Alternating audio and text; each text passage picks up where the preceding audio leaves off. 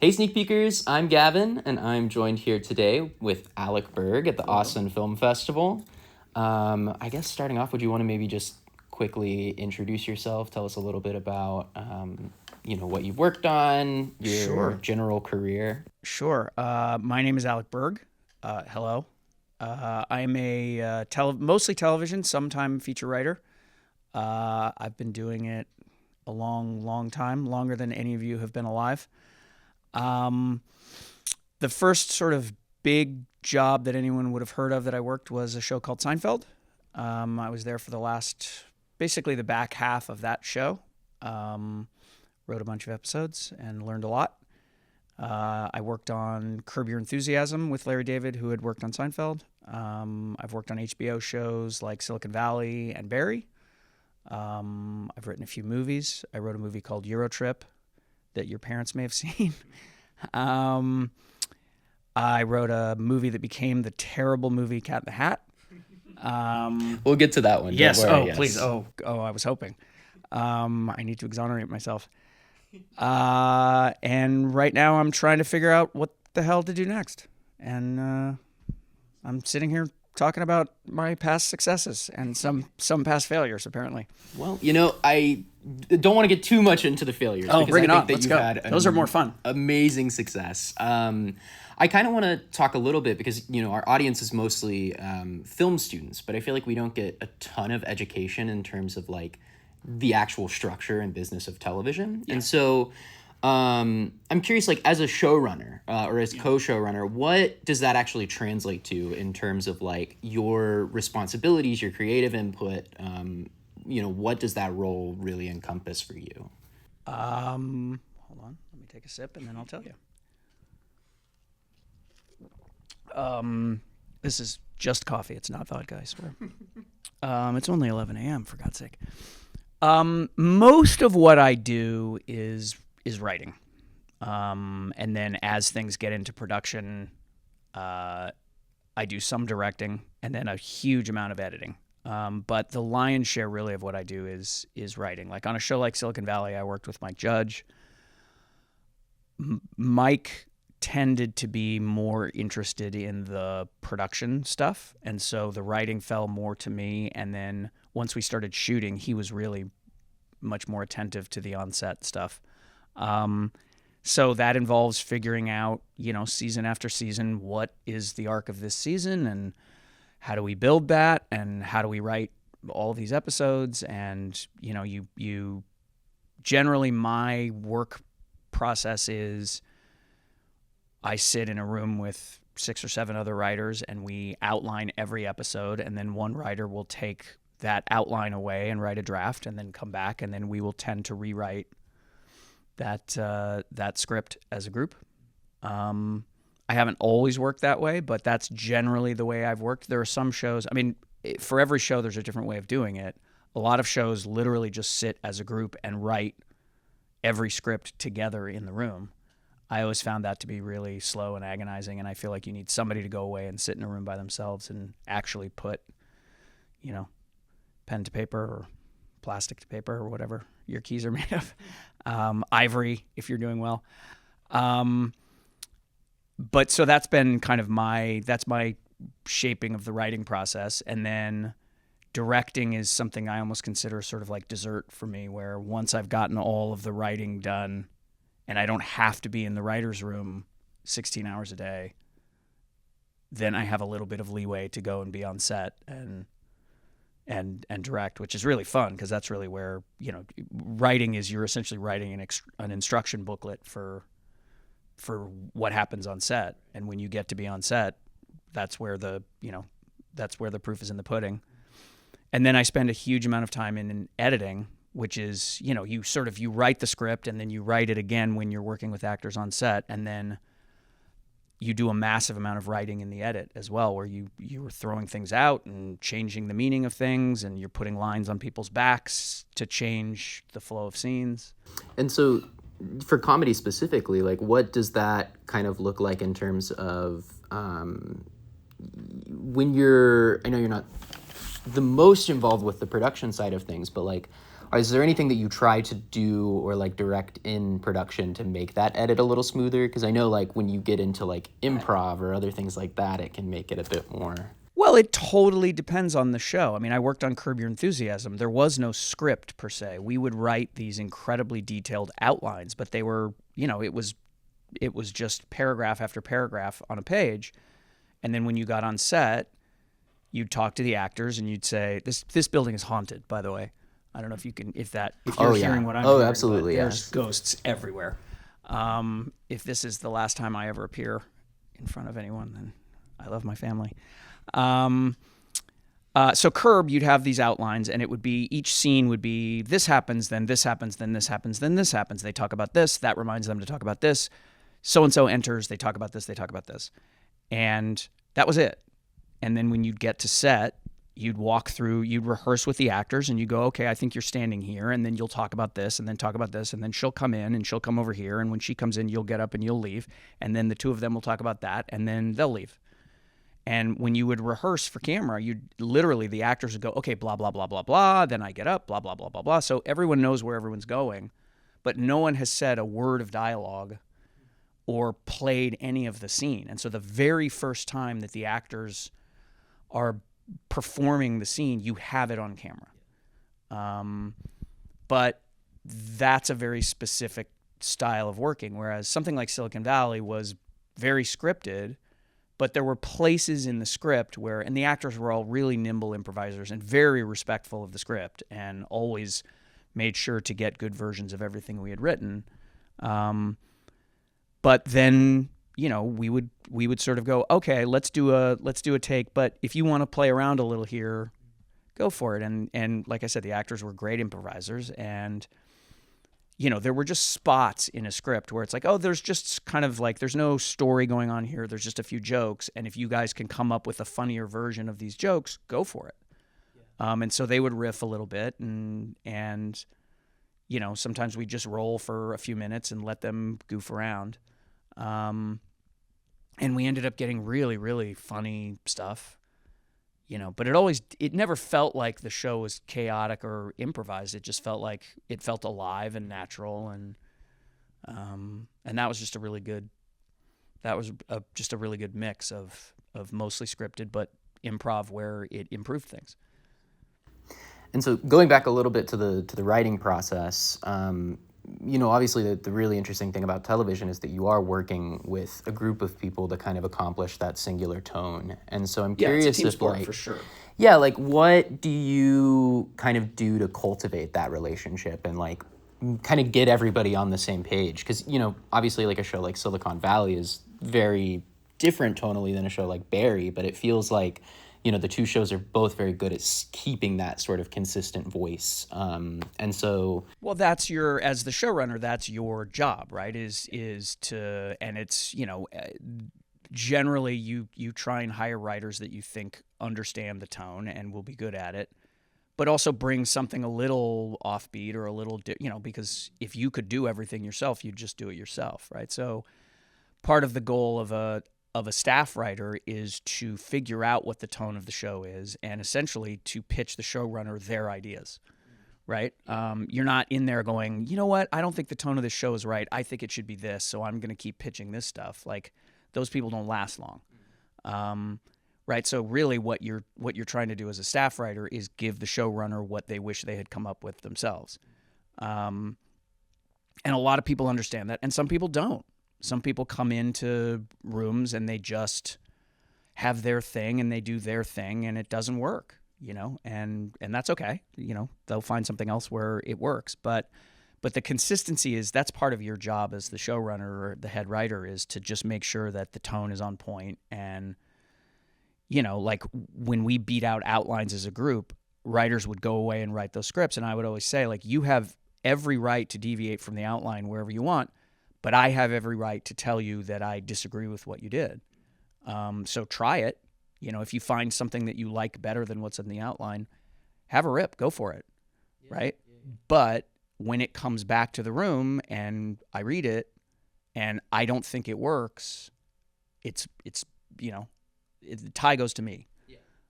And generally people are very good about that. And really, like, most staff writers just want to make their showrunner happy. Like, that's the mark of success. I mean, I remember very early on when I was working on Seinfeld, my writing partner and I had a couple of ideas that we fell in love with, and we went and pitched them to Larry David, and Larry didn't like them, and we came back to our office and we sort of pouted, and we were like, oh, those were great ideas. What does Larry David know? And then we went, hold on. What are we doing? Like, the mark of success, the mark of a great idea that we pitched to Larry David is how much Larry David loved it, not how much we loved it. And so we would pitch him stuff that we thought was hilarious, and he'd go, nah, I don't get it or whatever. And we go, great, okay, we'll take that idea, we'll just put it in a notebook, we'll keep it. And sure enough, in subsequent things, and we work on separate shows now, but every few weeks when I'm writing something and one of my former partners is working on something, we'll call each other and go, hey, do you remember that idea about that thing? Did you ever use that? Do you mind if I use that? Because I have a place where that can go. And we horse trade those ideas all the time. Okay, so that kind of brings to one of my other questions, which is like, when you're coming up with the comedy side of things and like the jokes of a show, like, where does that come from? And at what point in the writing process do you shift your focus from like the overall story or the dramatic arc to, figuring out how to make it like funny? Well, I mean, I feel like, what I learned from, Seinfeld was my film school. I was there for 4 years, and I learned at the feet of the masters. And one of the things that Seinfeld taught me is that you think of comedy as jokes, but what Seinfeld did, if you talk about Seinfeld episodes, what's funny about Seinfeld episodes is what happened in those episodes. So the story and the jokes are the same thing. And one of the things that was beaten into me working at Seinfeld was just structure. You have to, like, everything has to lead to the next thing, because we would shoot 28, 29, 30 minutes of show, and we would air at 21 and a half minutes. So you're cutting a third of everything you shot. So you write it tight, and then you cut a third of it out. So what is left is, there is not a wasted frame. There's not a wasted moment. And generally, jokes that are just sort of freestanding lines get cut because there's no room for them. Like, you tell the story, and then if you think of like whatever, like the story is the cake and the jokes are the icing, there's no icing. There's no room for it. So the cake itself has to be the comedy. And that was an amazing learning process. And I'm still just a nut about outlining and just tight, and everything must lead to the next thing. And if you can cut a scene, cut it, Yeah. And the number of times I've been on a set shooting something going, this is never going to be in the show. You can feel it sometimes where you're like, oh, this is not advancing the story. We can cut from the scene before this to the scene after this, and the show will still make sense. This is not long for this earth. So let's not spend a lot of time working hard on this scene because it's never going to make it.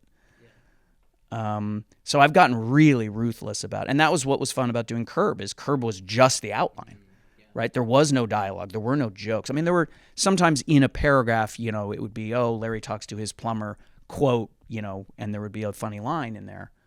But there was not rafts of lines. And we, as writers working with Larry on the outlines, would keep notepads full of, I can't even remember, we had a term for it. It was like save for the day or something like that, where we just had all these funny lines that we would riff on while we were writing the outline. And it was, okay, don't put that in the outline, but save that for the day.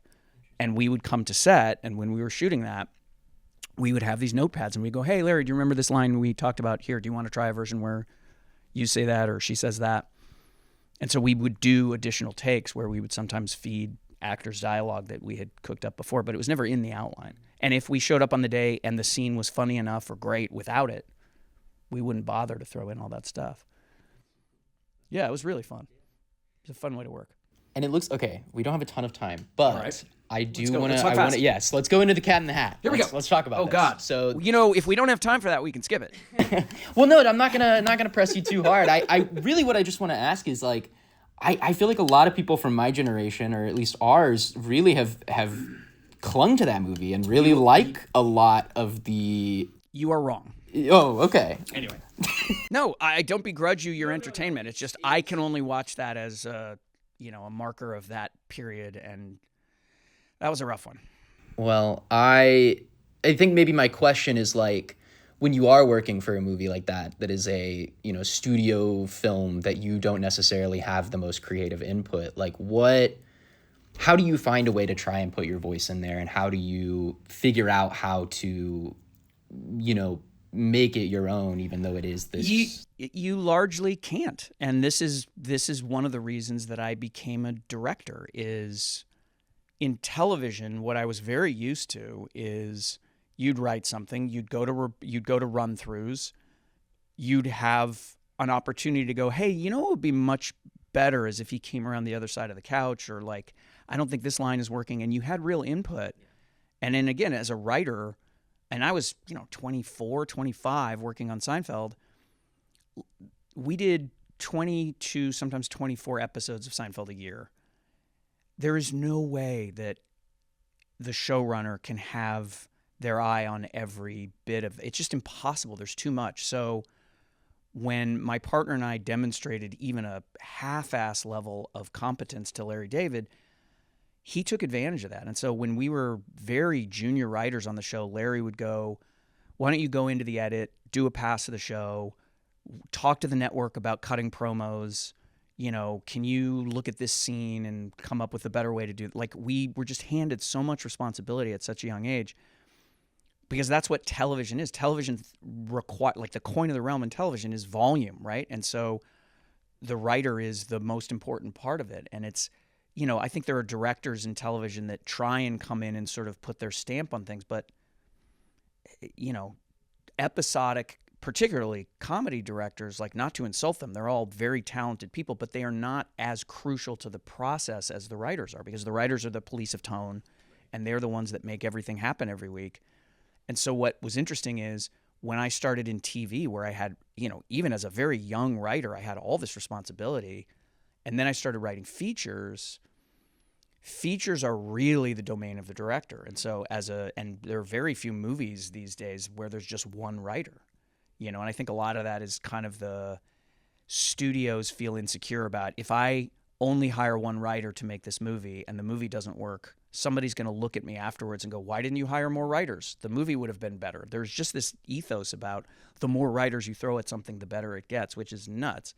But the director is the king of the movie. The director sets the tone, director sets the look. The director is the one who decides whether the script is ready or whether, it needs rewrites.